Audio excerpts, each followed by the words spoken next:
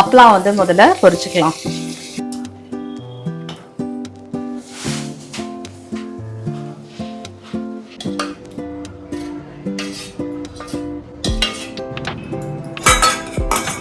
So இதுதான் எங்கள் வீட்டோட சமையல் இன்னைக்கு. ஹலோ ஃப்ரெண்ட்ஸ், எல்லாருக்கும் வணக்கம். வெல்கம் பேக் டு மிராஸ் மாமா டியூட்டி. நீங்கள் பார்க்குறது உங்களோட சோனியாஸ்ரீ. ரொம்ப நாளைக்கு அப்புறமா நம்ம சோனியாஸ்ரீயோட கிச்சன்லேருந்து உங்களை வந்து மீட் பண்ணுறேன். ஏன்னா கொஞ்சம் மாசமாக பார்த்தீங்கன்னா நம்ம ட்ராவல் பிளாக் வந்து பார்த்துட்டு இருந்தோம். ஆனால் அதுக்கு முன்னாடி இதுக்கு முன்னாடி ஒரு பிளாக் வந்து போட்டிருந்தேன். ஸோ அந்த வீடியோஸில் வந்து நிறையா பேர் வந்து ரெக்வஸ்ட் வந்து பண்ணியிருந்தீங்க, சோனியா நீங்கள் வந்து உங்களோட சமையலை மட்டும் காட்டுங்க, ஏன்னா எங்களுக்கு வந்து ரொம்ப பிடிக்கும் அப்படின்னு. ஸோ நான் பண்ணுறதே சிம்பிள் சமையல் தான், ஆனால் உங்களுக்கு வந்து உங்கள் குக்கிங்க்கு ஃபேனுங்க நாங்கள்லாம் அப்படின்னு வந்து கீழே போடும்போது இல்லை என்னால் குக்கிங் வந்து காட்டாம வந்து இருக்க முடியாது. Because you all mean a lot to me. என்ன சமைக்க போறேன் அப்படின்னா அப்பளம் குழம்பு, அதுக்கப்புறமா கீரை மசியல் சொல்லலாம், கூட்டு சொல்லலாம். ஏன்னா தேங்காய் வந்து அரைச்சி விட்டு தான் நான் வந்து பண்ண போறேன். ஸோ வாங்க என்னோட கிச்சன்லேருந்து back to cooking, back to Soniasri's kitchen. Friends, நான் எப்போவுமே நினைப்பேன் நான் ரொம்ப சிம்பிளாக தான் சமைக்கிறேன் அப்படின்னு. ஆனால் என்னோட குக்கிங் வந்து நிறையா பேருக்கு பிடிச்சிருக்கு அப்படிங்கும்போது எனக்கு மனசுக்கு ரொம்ப சந்தோஷமாக இருந்தது. இந்த அப்பளம் குழம்பு பார்த்தீங்கன்னா எல்லாரும் விதவிதமாக வந்து அவங்கவுங்க ஸ்டைலில் வந்து வைப்பாங்க. இது என்னோட ஸ்டைலில், இன்ஃபேக்ட் எங்கள் அம்மா வச்சா கூட இல்லை, அவங்க வேற மாதிரி வைப்பாங்க. எனக்கு பிடிச்ச மாதிரி நான் வந்து என்னோட ஸ்டைலில் இன்னைக்கு வந்து அப்பளம் குழம்பு வந்து காட்டுறேன்.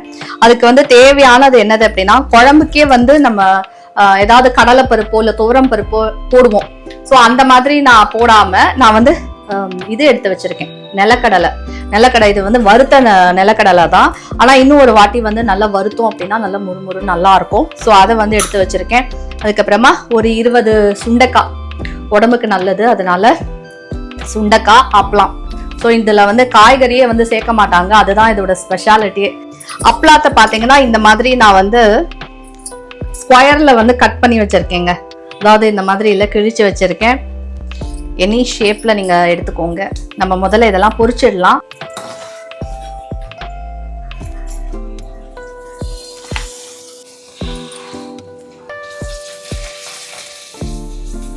அப்பளத்தை வந்து பொரிக்காம வறுப்பாங்க, வறுத்து கூட வந்து போடுவாங்க, அவங்கவுங்க இஷ்டம். 2லேருந்து ஒரு 3 அப்பளம் வந்து எடுத்துக்கலாங்க.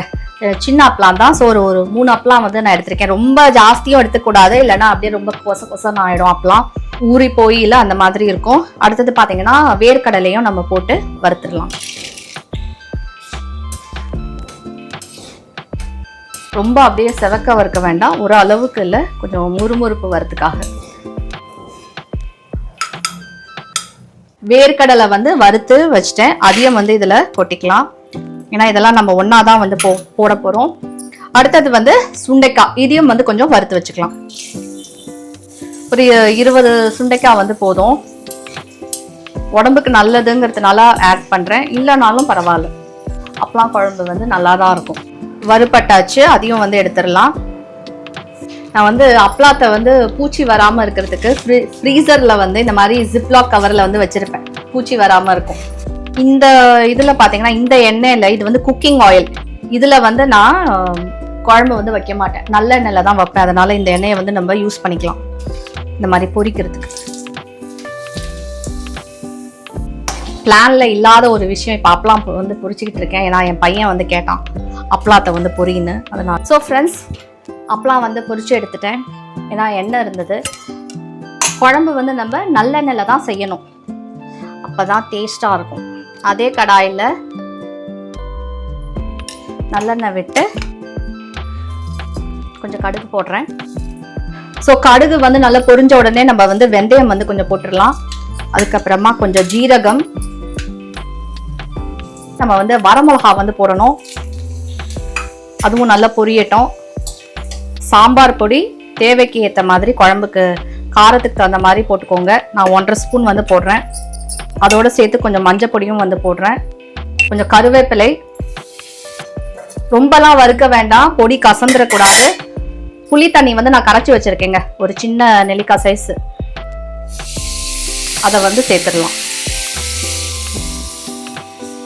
புளி தண்ணி வந்து கொஞ்சம் கொதிக்கட்டும், பச்சை வாசனை வந்து போகணும். கொஞ்ச நேரம் வந்து கொதிக்கட்டும். கொஞ்சம் சால்ட் சேர்த்துருவோம்.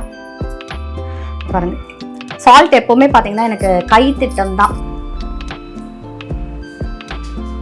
தண்ணி வந்து சேர்த்துப்போம், ஏன்னா அப்பளம் போட்டோம் அப்படின்னா இன்னும் நல்லா சுண்டோம். ஒரு கொதி வந்து வரட்டும், அதுக்கப்புறமா நம்ம வந்து அப்பளம் வந்து போடலாம். நுரைச்சி வந்திருக்கு பாருங்க. இப்போ வந்து நம்ம வறுத்து வச்சிருக்கிறதெல்லாம் சேர்த்துடலாம். என்ன அப்பளம் அப்படின்னா எனி அப்பளம் எடுத்துக்கலாம். யூஸ்வலாக வந்து உளுத்தம் அப்பளம் வந்து நல்லா இருக்குங்க. வந்து நீங்கள் அரிசி மாவெல்லாம் கரைச்சி விடக்கூடாதுங்க, ஏன்னா இதுவே வந்து இந்த அப்பளாமே வந்து இழுத்துக்கும், கொஞ்சம் நேரத்தில் வந்து திக்காயிடும்.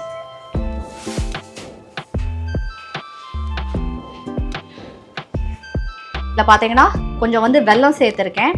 வெல்லம் வந்து போடும்போது நான் வீடியோ எடுக்கல, அதனால் காட்ட முடியல. ஸோ உங்களுக்கு தேவையான அளவுக்கு வெல்லம் வந்து போட்டுக்கோங்க. இதுவும் ஆப்ஷனல் தான். இன்னும் கூட கொஞ்சம் திக்காகட்டும், நம்ம வந்து ஆஃப் பண்ணிடலாம். பாருங்கள், ரெடி ஆகிடுச்சு பாருங்கள், திக்காகவும் ஆகிடுச்சு.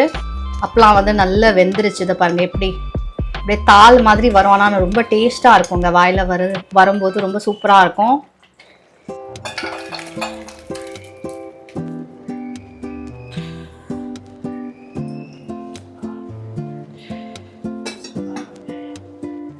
ஸோ ஃப்ரெண்ட்ஸ், இந்த குழம்புக்கு பார்த்தீங்கன்னா கீரை மசியல், கீரை சுண்டல் இதெல்லாம் பார்த்தீங்கன்னா நல்ல காம்பினேஷன் வந்து கரெக்டாக இருக்கும். சாதத்தோடு வச்சு நம்ம வந்து சாப்பிட்றதுக்கு சூப்பராக இருக்கும். அடுத்தது பார்த்தீங்கன்னா இது வந்து சிறுகீரை தான் எனக்கு வந்து இன்னைக்கு கிடச்சிது. அரைக்கீரை முளைக்கீரை எதுவுமே கிடைக்கல, சிறுகீரை. இதை வந்து நான் இதில் வந்து கொஞ்சம் கூட்டு மாதிரி பண்ணலாம் அப்படின்னு இருக்கேன். கொஞ்சோண்டு தண்ணி வச்சுருக்கேன் பாத்திரத்தில், கனமான பாத்திரத்தில். அதில் வந்து இதை போட்டுட்டு கீரையை பார்த்தீங்கன்னா 4 வாட்டி வாஷ் பண்ணியிருக்கேன். ஃப்ரெண்ட்ஸ், இப்போ வந்து நம்ம கூட்டுக்கு வந்து அரைச்சிக்கலாம். யூஸ்வலாக அரைக்கிறது தான். பச்சை மிளகா வந்து வச்சு அரைக்கிறேன். வரமிளகா சில பேர் வந்து வச்சு அரைப்பாங்க, உங்களோட இஷ்டம். ஒரே ஒரு பச்சை மிளகா வந்து வச்சுருக்கேன், இவ்வளோ போதும் அப்படின்னு. அதுக்கப்புறமா தேங்காய் வந்து கொஞ்சம் வச்சுருக்கேன், கொஞ்சம் ஜீரகம். இதெல்லாம் பார்த்தீங்கன்னா தயிரில் போட்டு நான் வந்து அரைக்க போகிறேன், ஏன்னா மோர் கூட்டு மாதிரி பண்ணிடலாம் அப்படின்னு. இந்த வெயிலுக்கு பார்த்தீங்கன்னா கரெக்டாக இருக்கும்.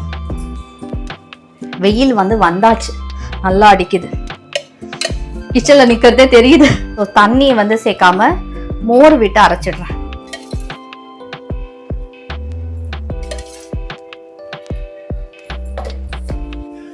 ஃப்ரெண்ட்ஸ், ஒரு ஸ்பூன் வந்து அரிசி மாவு வந்து சேர்த்துக்கிறேன்.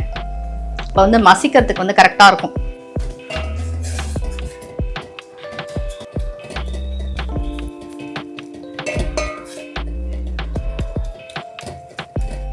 இதில் வந்து தேவைக்கு ஏற்ற பருப்பு வந்து சேர்க்குறேன். நான் வந்து பைத்தம் பருப்பை வந்து வேக விட்டு வச்சிருந்தேன்.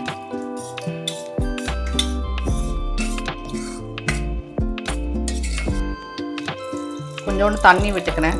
இப்போ வந்து நம்ம அரைச்சி வச்சிருக்கிறத சேர்த்துடலாம்.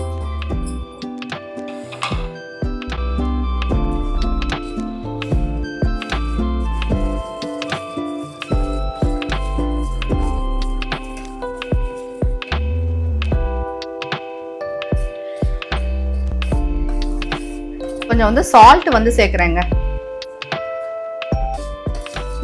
அதையும் போட்டு நல்லா மிக்ஸ் பண்ணுவோம். நுரைச்சி வரட்டும், தாளிச்சு கொட்டிடலாம், அவ்வளோதான். பாருங்கள், நல்லா நுரைச்சி வந்தாச்சு. இப்போ நம்ம தாளிச்சு கொட்டிடலாம். கடுகு, உளுத்தம் பருப்பு, வரமிளகா வந்து கிள்ளி போடுறேன்.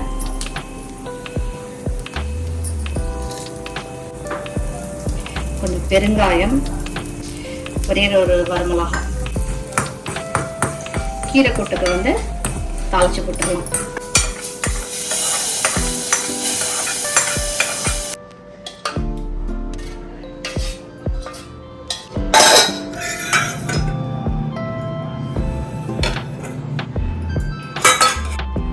ஸோ ஃப்ரெண்ட்ஸ், இதுதான் எங்கள் வீட்டோட சமையல் இன்னைக்கு. சாதம், அப்பளம் குழம்பு, கீரை கூட்டு.